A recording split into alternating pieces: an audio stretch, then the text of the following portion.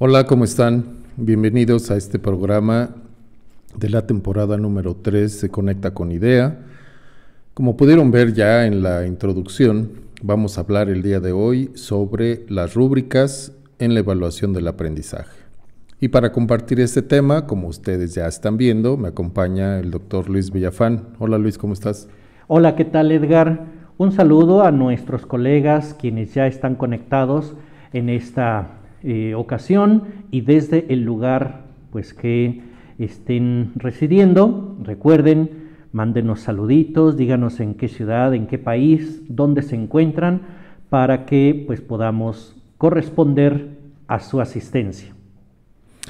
Claro, sí, bienvenidos todos, un saludo, un fuerte abrazo. Ya huele a vacaciones de verano, aunque creo que ya se van haciendo cada vez más pequeñas, reducidas, dependiendo de los niveles, de los subsistemas, pero bueno, pues estamos ya listos para empezar con este tema. Les decía, vamos a platicar sobre las rúbricas, este instrumento que yo creo que a estas alturas no creo que haya algún profesor que no use o haya usado. Tema desconocido, no es. No. Sin embargo, hay muchas cosas que platicar sobre las rúbricas efectivas, cuáles son las características de estas, qué errores se cometen a menudo o de manera frecuente al usar las rúbricas, etcétera, etcétera. Así que no se vayan, en unos momentos empezaremos a desglosar este tema. Pero antes de ello, seguramente Luis nos ha preparado una noticia, alguna invitación, algún evento que sucederá en los próximos días y que tiene que ver con la educación, con la tecnología o con ambas, ¿cierto? Así es, Edgar. Pues adelante, estimada Luis. Audiencia, pues el día de hoy vengo a comentarles y hacer, claro, una invitación, quienes puedan presencialmente en la ciudad de Puebla, y si no, pues que lo sigan por línea. Es un evento híbrido, se llama eTech Evolving Technology. No, eTech Evolving Education. Perdón, Okay. perdón. Algo en mi inglés me dijo, no, ese no es el título. Ahora lo están viendo ustedes en pantalla. Este evento que yo lo he seguido en todo este tiempo de promoción que ha tenido, anuncia, promete, apunta a ser realmente un evento trascendental, sobre todo porque conjuga cuanto aquí en Conidea hemos fomentado, la educación y la tecnología. Tan solo el título que están ustedes viendo, regenerar para construir la educación del futuro. Esto será la próxima semana, 7, 8 y 9 de julio en el Centro Expositor de esta ciudad de Puebla. La nota que quiero compartirles, el texto descriptivo, dicen los organizadores, el comité de este evento: somos el gran evento latinoamericano de tecnología e innovación que impulsa ideas, conexiones, proyectos y negocios entre la comunidad global educativa, que permiten avanzar hacia modelos de enseñanza y aprendizaje adaptados al presente y futuro del sector educativo. Las temáticas que abordará este evento, que es al mismo tiempo una especie de cumbre y exposición, son las siguientes: transformación digital, tecnologías emergentes y conectividad. Segundo, inclusión digital.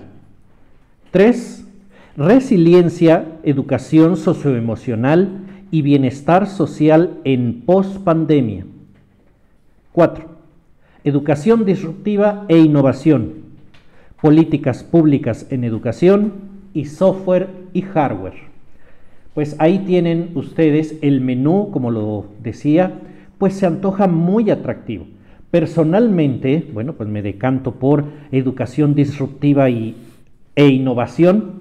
Claro, es algo de lo que más me ha interesado, a lo que más he investigado, a lo que más me dedico, y que aquí en Conidea, pues estas temáticas las hemos abordado, hemos compartido con ustedes Así es que, pues por esta razón es que venimos a anunciar y claro, a pasar el dato.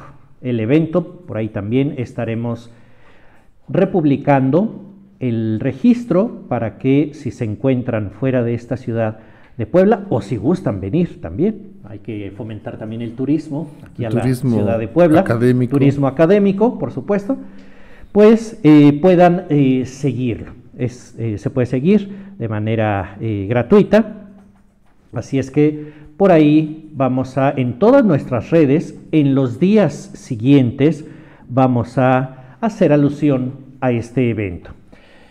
Maestro Edgar, de los temas que mencioné, por lo que quise traer esta nota, seguro hay alguno que llame más tu atención. Sí. ¿Cuál es?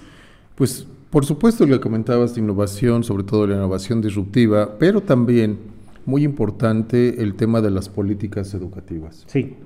Ya que sin estos acuerdos que se toman a nivel gubernamental y que, bueno, sin estos acuerdos no se pueden desarrollar los proyectos o tienen poco alcance y entonces siempre es importante revisar las políticas educativas que asume el país, el Estado, etcétera, etcétera. Entonces me parece que también es un tema muy, muy importante el de las políticas educativas, así que yo me decantaría por esta línea.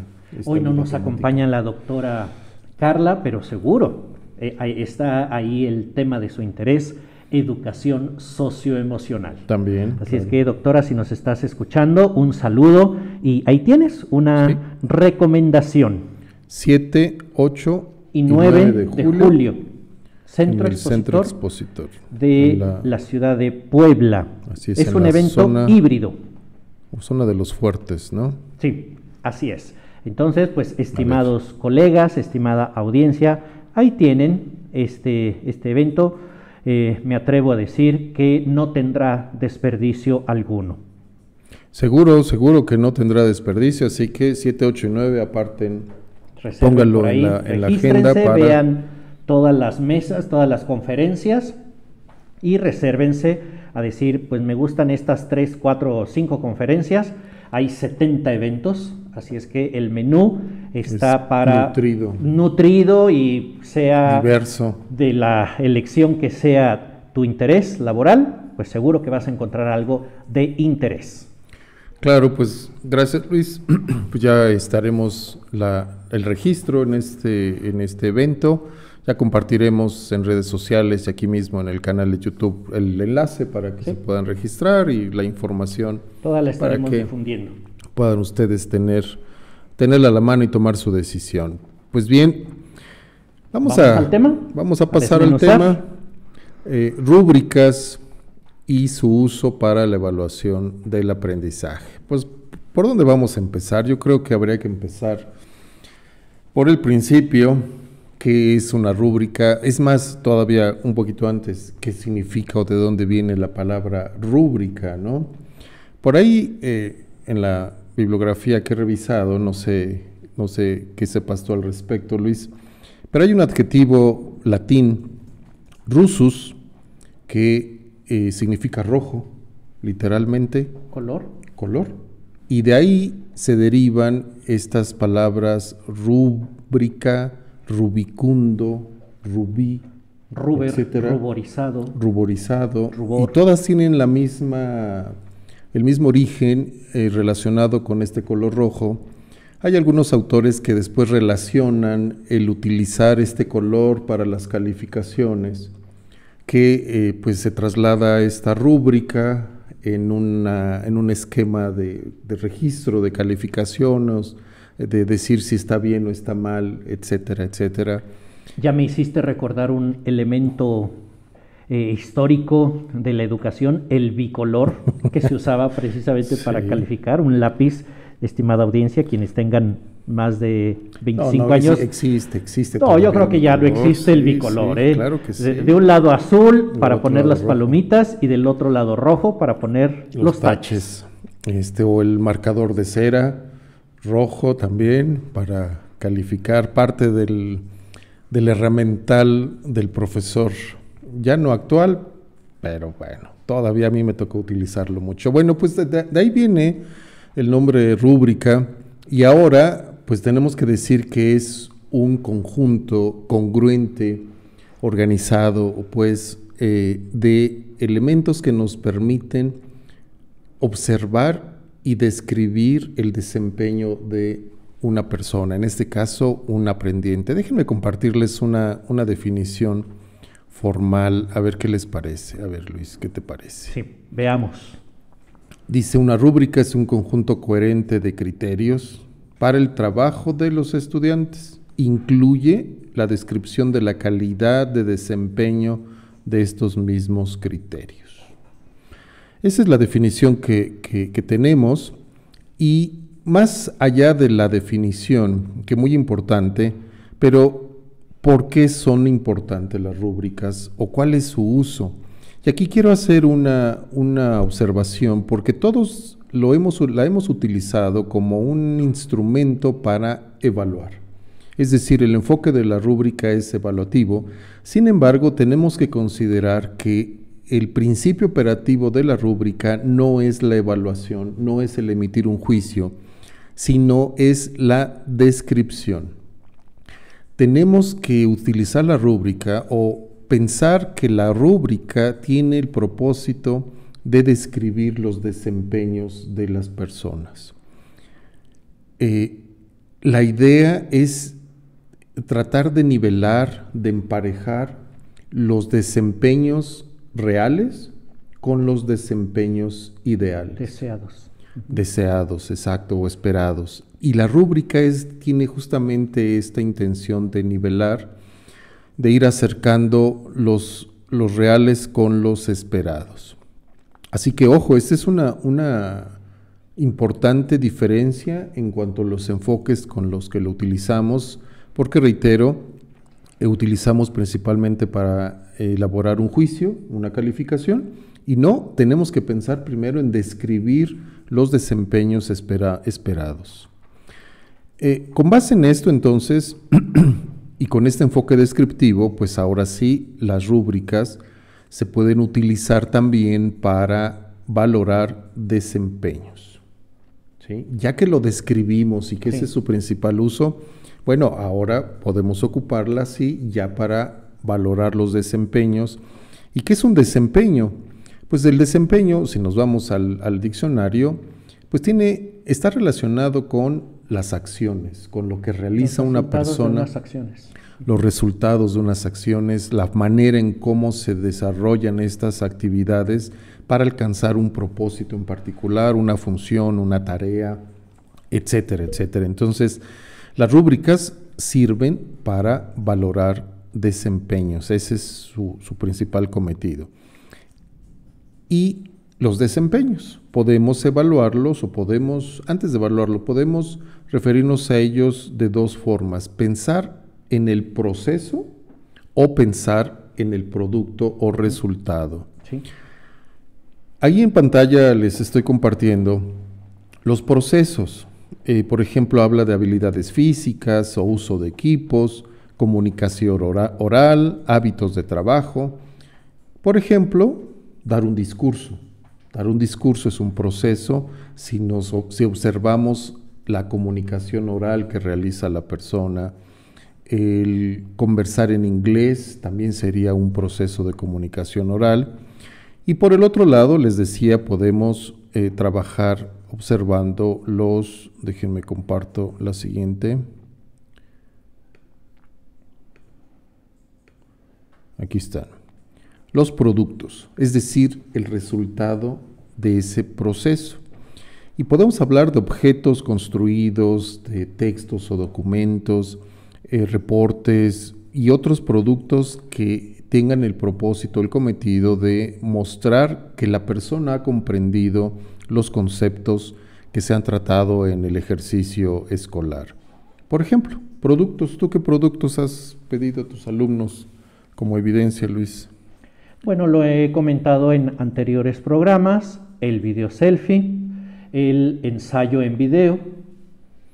También he solicitado, pues, yo les digo a veces garabatos. que no es otra cosa más que un organizador gráfico.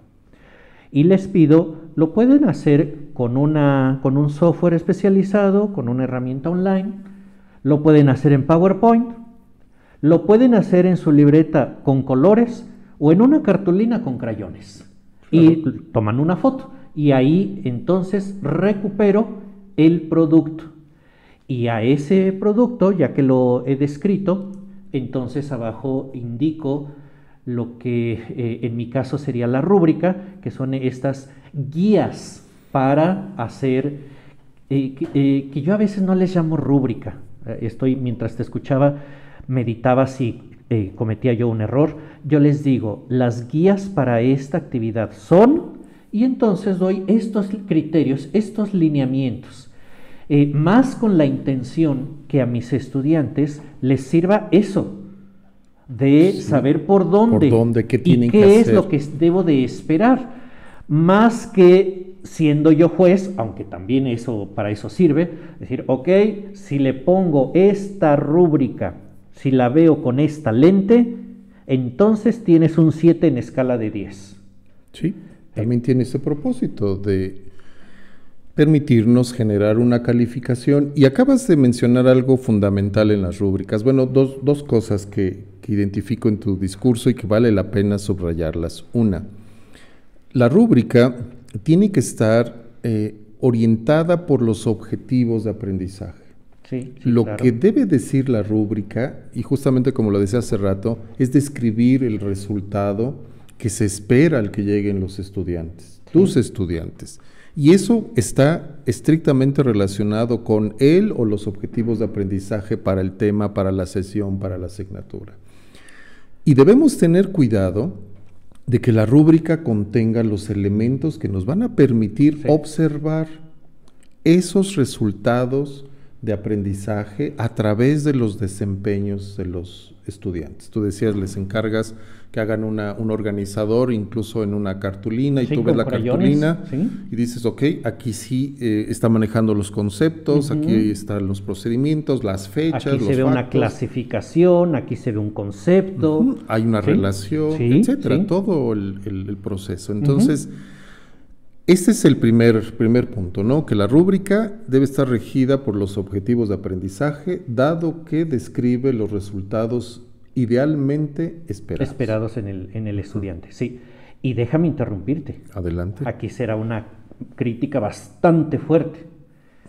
He constatado en todos estos años de formación docente que es aquí donde hay una gran carencia en calidad de todos los niveles, todas las áreas del conocimiento, pero hay una ausencia de coherencia entre lo que se evalúa y lo que se establece como objetivo, pasando, claro, por los procesos de enseñanza, el proceso de aprendizaje, y al final hay una desconexión plena y total. Y catastrófica. Sí. Philippe Renaud, y no me canso, es mi referente de base, nos hace énfasis en esta coherencia. Y no solo de la rúbrica, puede ser cualquier otro instrumento. Cualquiera, él refiere a evaluación, que el instrumento y el proceso de evaluación tenga esta coherencia lógica, causa-efecto casi, con el objetivo planteado en la planeación didáctica.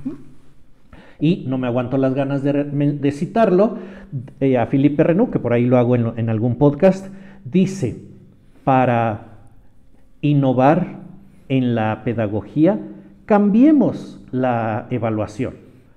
¿Cuán importante lo es para Renaud este proceso último, que es como el broche del gran proceso de la didáctica, que dice, si a ese eslabón logramos girarlo, evolucionarlo, entonces toda la cadena estará evolucionando. Claro.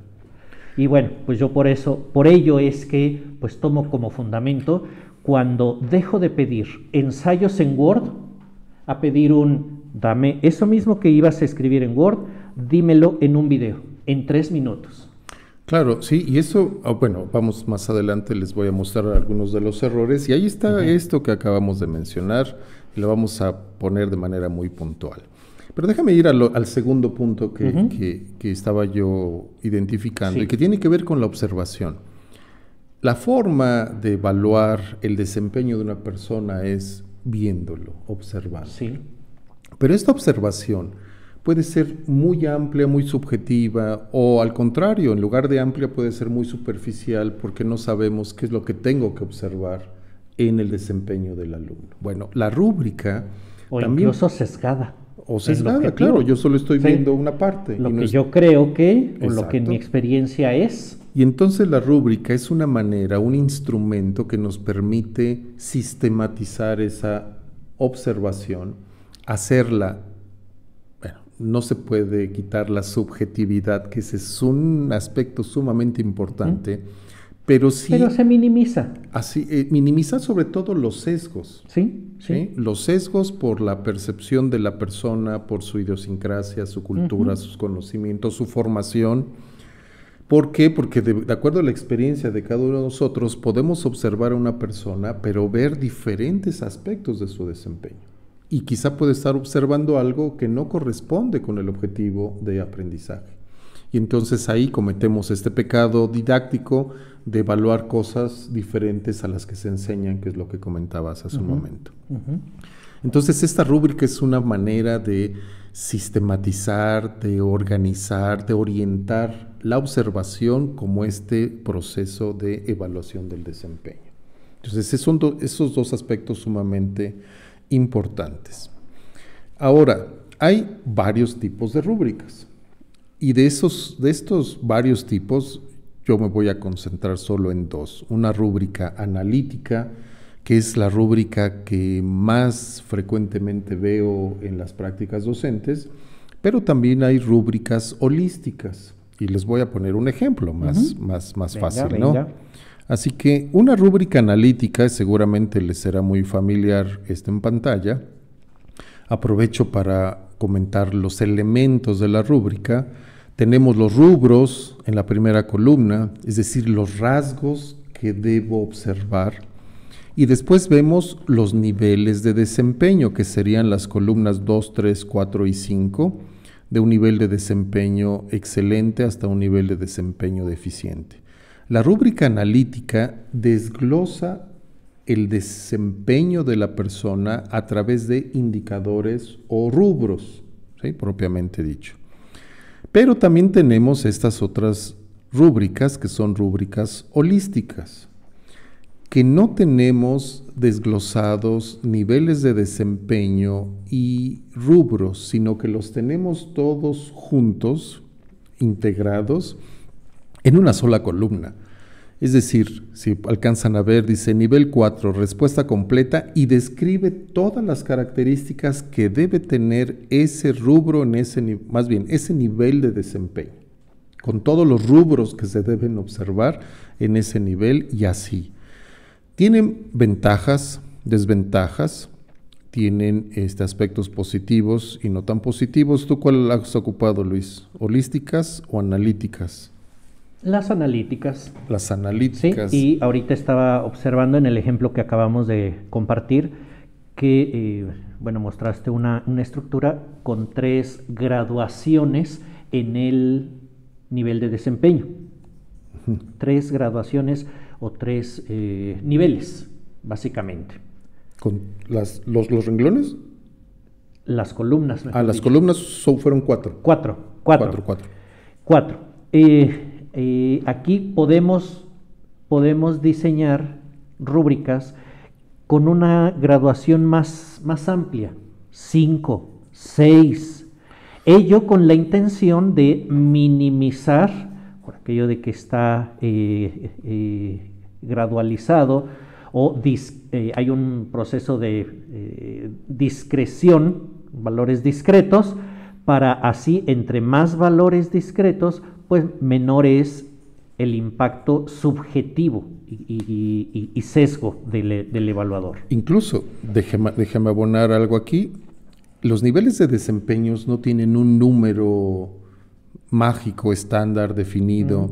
No, en cuanto a niveles de desempeño, nosotros podemos poner, como bien dijiste, los que sean necesarios para describir de manera exhaustiva ¿sí? Y completa el rasgo o el rubro que voy a observar. Si necesito ocupar 11 niveles de desempeño, 11 niveles.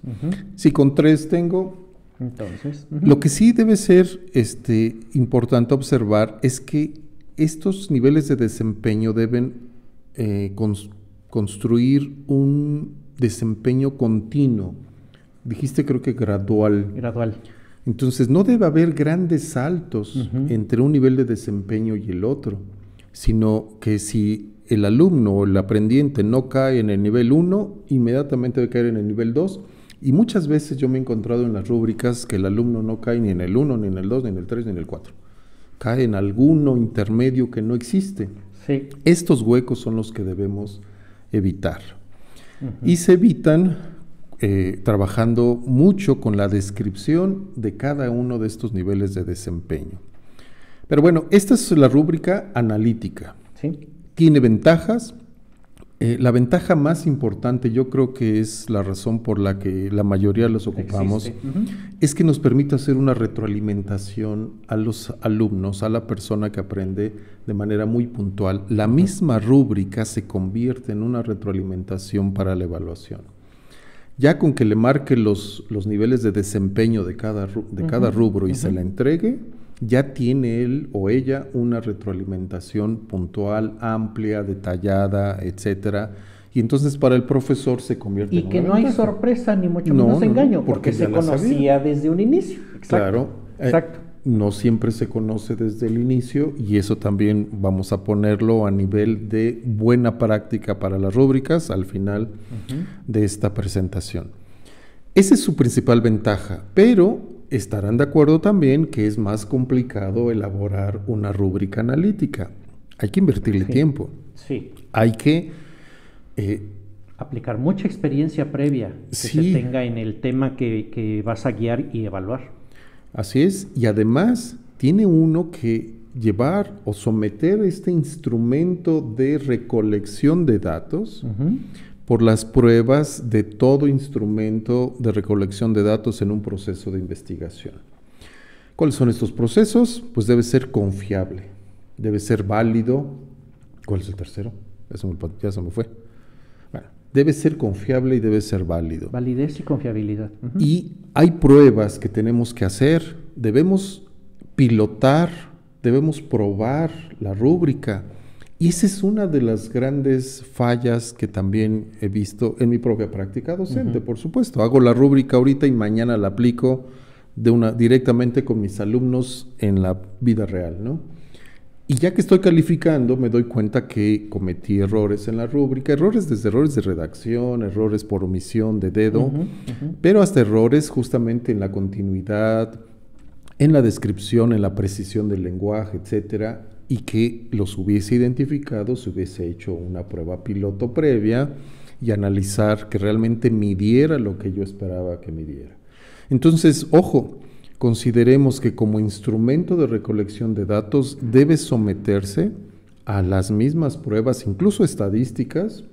Hay un alfa de Cronbach para comprobar su validez y su confiabilidad. La pertinencia, pues bueno, esa ya asumimos que como experto, pues sabemos que es pertinente el instrumento. Pero bueno, entonces este sería un punto un tanto en contra porque es más complicado hacerlas. En cambio, las rúbricas holísticas son más sencillas de trabajar, son más sencillas de calificar porque solamente tiene 4 o 5 casillas, dependiendo qué tan extensa la queramos hacer, pero ojo, tiene una desventaja. No les sirve a los alumnos como retroalimentación, no les sirve mucho como guía, no les dice gran cosa. Entonces, por eso es una de las razones en que quizá muchos de los que ahorita nos están escuchando y viendo, digan, pues las rúbricas holísticas jamás las había visto ni usado, ¿no? Pero bueno, tienen esas opciones y pueden trabajar una rúbrica holística, depende mucho de las intenciones de su proceso de formación. Bueno, esos son los tipos. Ahora vamos a los errores frecuentes. A ver qué tal si nos identificamos en alguno. Veamos la siguiente lámina.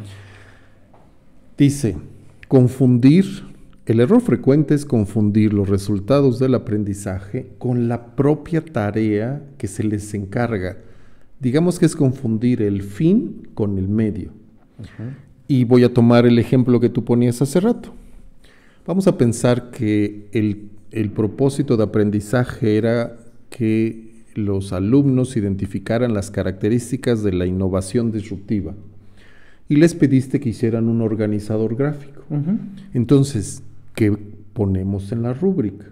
Bueno, muchos de nosotros lo que hacemos es calificar la hechura del organizador y no si se comprendió el concepto de innovación disruptiva. Ese es el error o el pecado capital de las rúbricas, confundir los resultados de aprendizaje con la tarea.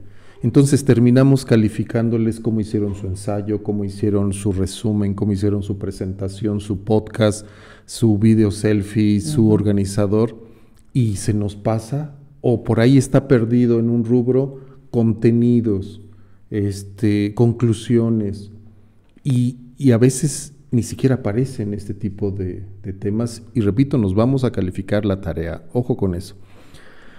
En esta misma categoría, pues puse ahí 4 de los grandes errores. 1, asignarle puntaje a características extrañas respecto al objetivo de aprendizaje.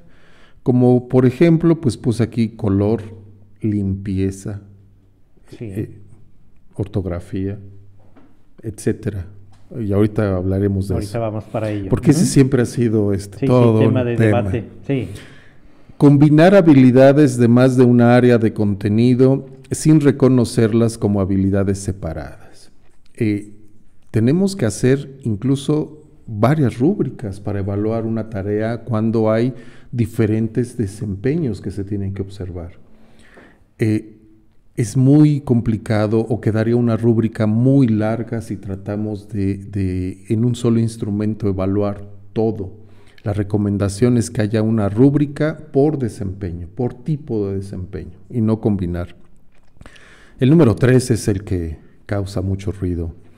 Puntuar el número de partes o componentes en lugar de buscar evidencia del dominio del resultado que está siendo medido. No sé si puse el ejemplo por aquí. Déjenme ver si está el ejemplo. Sí, aquí está. Déjenme, se los pongo de una vez. Vamos a verlo en pantalla. Sí. Vea. Aquí está. No sé si se alcanza a leer, pero me voy a ir por el de gramática o la ortografía, que es el clásico. El nivel 4 dice, no hay errores, o de 0 a un error ortográfico. Sí. Y el nivel 3 dice, hay de 1 o 2 errores ortográficos, o cuando hacemos un organizador gráfico, como mencionabas, les pongo que debe haber 10 elementos, u 8 o 7, es decir, me pongo a contar los elementos. Sí. Este es uno de los errores, porque nuevamente nos vamos a confundir la tarea con el contenido de aprendizaje o el objetivo de aprendizaje que se va a evaluar. ¿A qué me refiero? A menos que sea un curso de redacción en donde la ortografía es parte del objetivo de aprendizaje, la ortografía debe ser llevada a una categoría distinta que se llama requerimientos. De una vez voy a abonar esto. Déjenme, vamos a ponernos en pantalla para verlos. Una cosa son los requerimientos, ¿sí? Los requisitos para hacer la tarea, y otra cosa son los contenidos para alcanzar el objetivo de aprendizaje. Por ejemplo, hablemos de un nivel de maestría. A un nivel de maestría, lo que yo espero en cualquier tarea de cualquier alumno es que la ortografía corresponda a un nivel de educación superior. Es una persona con más de una decena de años de escolaridad, y entonces el manejo del lenguaje escrito debe ser un manejo, ¿qué adjetivo le ponemos? Profesional. ¿Sí? ¿Hasta eso habría que rubricar? Claro, pero acá llegamos a la subjetividad. Bueno, ¿qué es un manejo profesional? Sí. Hay que describirlo, como bien dices. redacción, vocabulario, sintaxis, etcétera. Todo ese tipo de cuestiones. Pero lo que sí está claro es que debemos esperar un nivel profesional de comunicación escrita. Pero no lo pongo en la rúbrica a nivel de conteo de errores ortográficos, sino lo marco como un requisito. Voy a poner un ejemplo aquí mismo. Veo en las rúbricas, en muchas, que les piden una tarea escrita, la portada. Y es un rubro. Es un rubro. Aporta puntos. Y a veces aporta el mismo número de puntos que el contenido. Sí. Esto debemos sacarlo de la rúbrica, repito, a menos que el objetivo de aprendizaje sea la estructura de un documento escolar formal.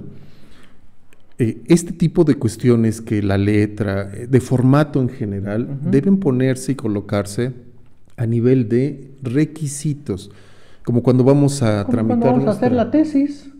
Una tesis de maestría, una tesis de doctorado, son los lineamientos. Luego, si se cumplen, ahora sí, pasa a los revisores para el contenido. Y voy a poner un ejemplo un poco más cotidiano, cuando uno va a hacer algún trámite, por ejemplo, a tramitar la licencia de manejo. Te dicen requisitos: acta de nacimiento, comprobante domiciliario no mayor a 3 meses, identificación oficial, y simplemente es a nivel de checklist o de lista de cotejo. Lo trae, y si tu comprobante de domicilio es mayor a 3 meses, tache, y te regresa. Tienes que regresar a cumplir o complementar todos los requisitos y regresar. Bueno, pues deberíamos hacer lo mismo con las tareas. La ortografía es fundamental y es muy importante, pero si no es parte del objetivo de aprendizaje, tenemos que ponerla a nivel de requisito. Incluso podría decir, el documento no debe tener en total más de 5 faltas de ortografía. Pero solamente a nivel de checklist no les va a dar puntos ni les va a quitar puntos. Simplemente, si trae más, no se recibe el documento a revisión y tiene que regresarse a ser revisado y corregir toda la ortografía. Así deberían ser. Es más, creo que aquí puse un ejemplo. Déjenme poner. Sí, aquí están, miren. En lugar de una rúbrica, tenemos o podemos hacer esto. Vean. Mi póster, aquí puse mi póster. Tiene 6 datos, check. Tiene una gráfica relacionada con cada dato, palomita. Tiene orden y limpieza, lo que consideremos o hayamos acordado con el grupo como orden y limpieza, palomita. ¿Es correcto gramaticalmente? También lo que hayamos acordado en el grupo previamente. Y aquí, no, tache. En ese momento el póster se regresa al usuario, al estudiante, para que sea corregido ese requisito y después sea entregado para evaluación. Y entonces, si el póster era sobre innovación disruptiva, pues ya nos podemos ir o nos debemos ir al manejo conceptual, procedimental, factual, etcétera, etcétera. No sé si me explico, Luis. Sí. En este tema. Sí.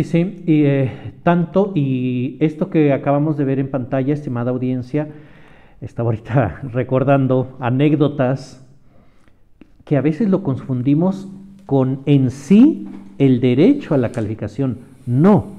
Esto, y hay un dicho por ahí, cumplí en tiempo y forma.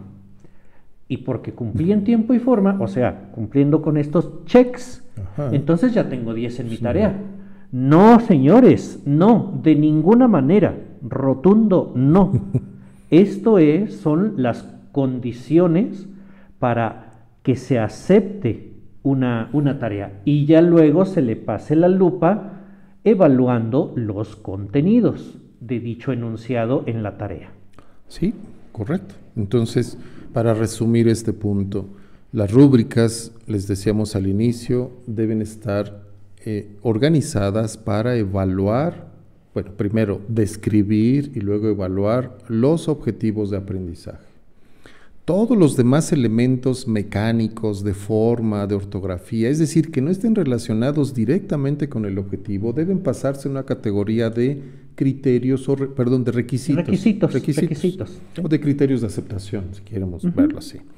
de requisitos, que solamente es se cumple o no se cumple Sí. el requisito. Y si no se cumple, debe regresarse el producto a que se solventen esas observaciones y luego volver a entregarse para Pueda ahora ser sí recibido.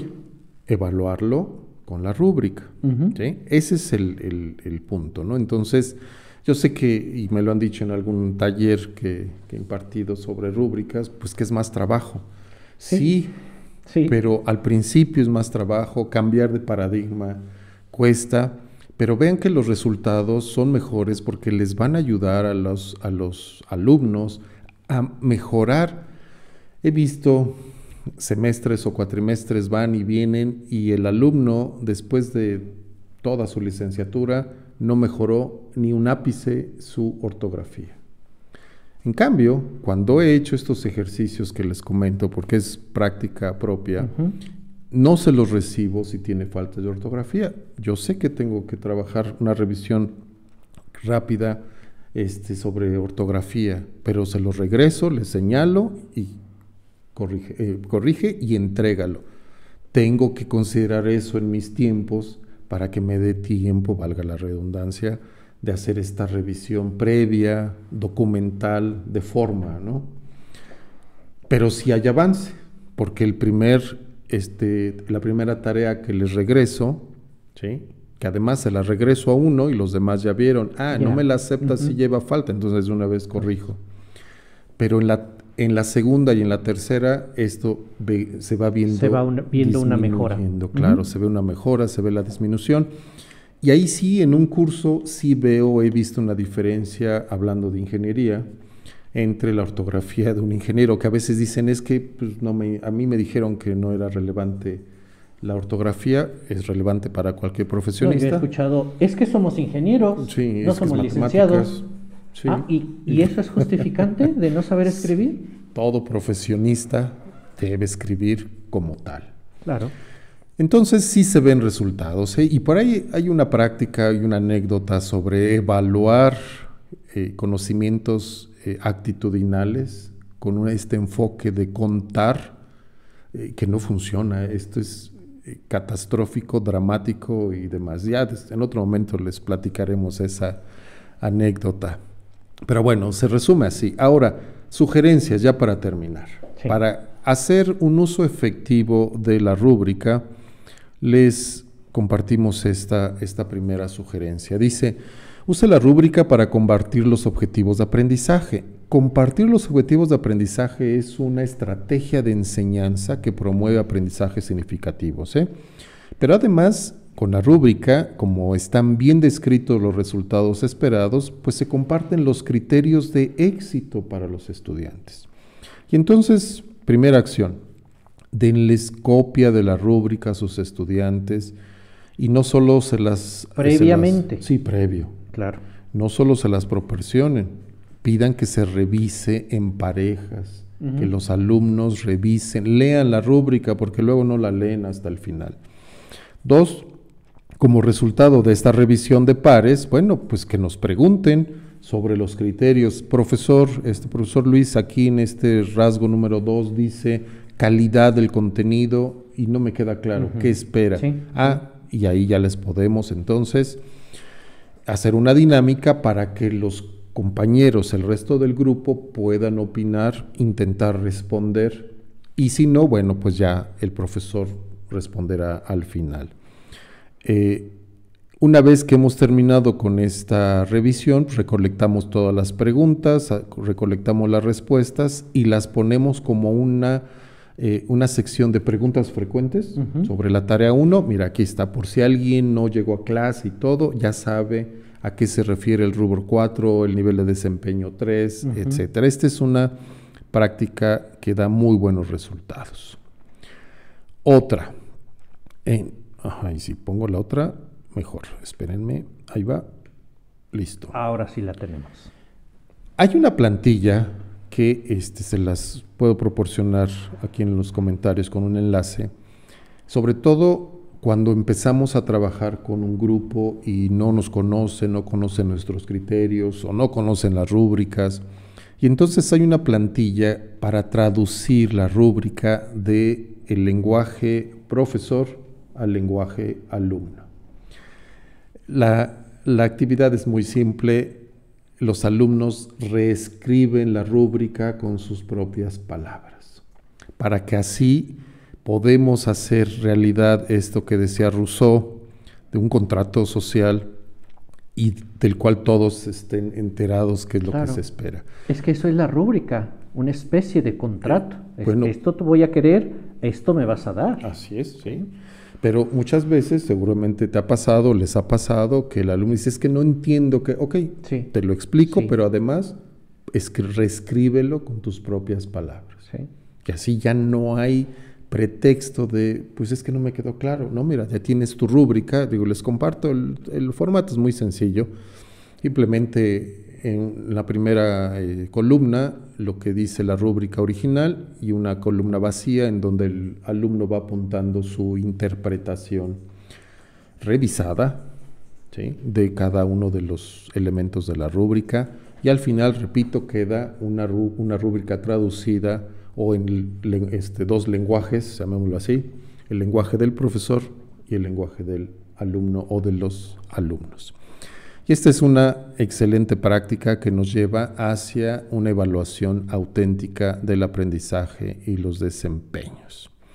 Y si quieren saber más sobre este tema, les recomiendo las referencias que hemos utilizado para esto, 2 libros bastante buenos. Uno sobre cómo crear y usar rúbricas para la evaluación formativa y la calificación, y otro, el segundo, que se llama País de Rúbricas, para que vean el alcance del autor, ¿no? Pues ese es el tema, Luis. ¿Qué te parece?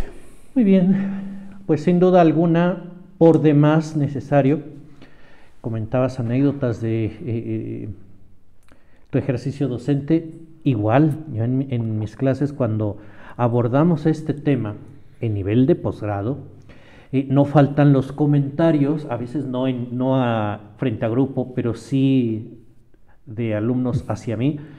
Doctor, reconozco que yo no aplicaba correctamente las rúbricas. De hecho, me daba pereza hacerlas, porque es más trabajo.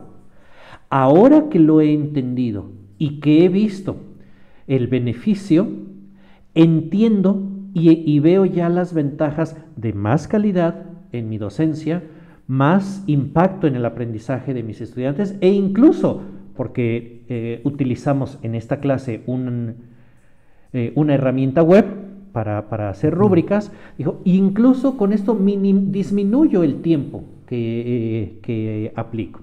Entonces, pues por estas 3 razones, por todo lo que has expuesto, seguro por los comentarios que les invitamos a nuestra audiencia que nos hagan aquí en el chat, ya sea de Facebook o de YouTube, desde donde nos estén sintonizando, a que pues también nos compartan su experiencia en este tema. La conclusión a la que llegamos es: si es un trabajo, hay que conocer sus fundamentos, hay que practicar. Sí. Yo a veces les digo, el arte de hacer rúbricas, pues se logra con eso, con práctica. Sí, y no es una tarea para una tarde hacer una rúbrica de evaluación. No. Creo que hemos caído más en que la rúbrica es un mero requisito administrativo que nos piden para dar una clase. A ver, pon tus actividades y tu rúbrica, y tu rúbrica. Y entonces, pues a lo que llegamos es a tomar rúbricas de cualquier lado y meterlas para cumplir el requisito, y que, digamos, ya estamos en una evaluación auténtica del desempeño. Pero hacer una rúbrica es todo un trabajo. Está equiparado a realizar un instrumento de recolección de datos para una investigación, un cuestionario, un test. Requiere de mucho conocimiento, experiencia y metodología. No hablé de métodos ni de criterios de diseño y de desarrollo de rúbricas, porque para eso nos faltarían otro programa. No, como otros 4 o 5 programas. Sí. Este taller de rúbricas es un taller de 30 horas que he impartido en algunos momentos, y aquí solo extraje alguna información, pues lo más importante, relevante. Quizá en algún momento hagamos una versión online de este taller de diseño de rúbricas para evaluación auténtica. Y entonces pues ya ahí verán todo el material, pero los invito a que reflexionemos sobre este instrumento, rúbricas, listas de cotejo, Sí. ¿sí? Su diferencia entre evaluar contenidos de acuerdo al objetivo de aprendizaje y evaluar requisitos o criterios de forma y de tiempo, forma. ¿no? Etcétera, etcétera. Así que, pues bueno, tienen ahí ustedes el tema. Ah, y se me está olvidando. También cuando seguramente lo han hecho en sus trabajos de investigación, de tesis de licenciatura, maestría o doctorado, pues también es válido ocupar instrumentos ya hechos, ya diseñados y adaptarlos. Sí, por supuesto. ¿Sí? Entonces lo mismo pasa con las rúbricas. Busquemos rúbricas que estén hechas, validadas, que sean confiables y entonces Contextualizarlas. hagamos un proceso de contextualización, de tropicalización, de ajuste, pero ya será un trabajo más, pues más simple, ¿no? Porque Sí. ya tendremos toda esa confianza de que ya hubo expertos detrás de esa rúbrica. Más la diseñada. experiencia propia, Claro. ¿no? Entonces, En el tema y en el contexto, con el del, contexto grupo, del grupo. entonces sí puedo aspirar a lograr crear una rúbrica con un alto nivel de eficiencia Sí. y que nos asegure, bueno, que incremente la probabilidad del logro educativo, Sí. el aprendizaje. Por ahí hay una rúbrica para evaluar mapas conceptuales, Sí. que fue resultado de un proyecto de investigación de la Universidad Autónoma del Estado de México, Sí. si no mal recuerdo. Está incluso publicada en la página del Instituto Humano, el Instituto para la Cognición Humana y de las Máquinas, de Novak. Y entonces esa rúbrica, repito, fue producto de un trabajo colaborativo de investigación y es una rúbrica bien hecha. Entonces, los invito a que la busquen, está ahí en la web disponible, para que vayan dándose una idea de los estándares de calidad de las rúbricas, ¿no? Bueno, pues ese es el tema que quisimos compartirles. Sí, y me parece que este tema de evaluación es uno de los temas a los que más les debemos tiempo en nuestra práctica docente, así que queremos invitarlos a que se documenten, se vuelvan expertos en evaluación del aprendizaje, y tenemos algunos cursos que podemos recomendarles para trabajar sobre evaluación. Tenemos un curso de evaluación digital del aprendizaje para diseño de evaluaciones estandarizadas y automatizadas. Tenemos otro curso de herramientas digitales para la evaluación en la enseñanza virtual, cómo evaluar también de manera lúdica, Sí. otros escenarios utilizando páginas web, etcétera, etcétera. Tenemos uno que, bueno, pero cerró ya inscripciones, evaluación 2.0. México X. Sí, en México X, que cerró el 26 de junio pasado. De junio.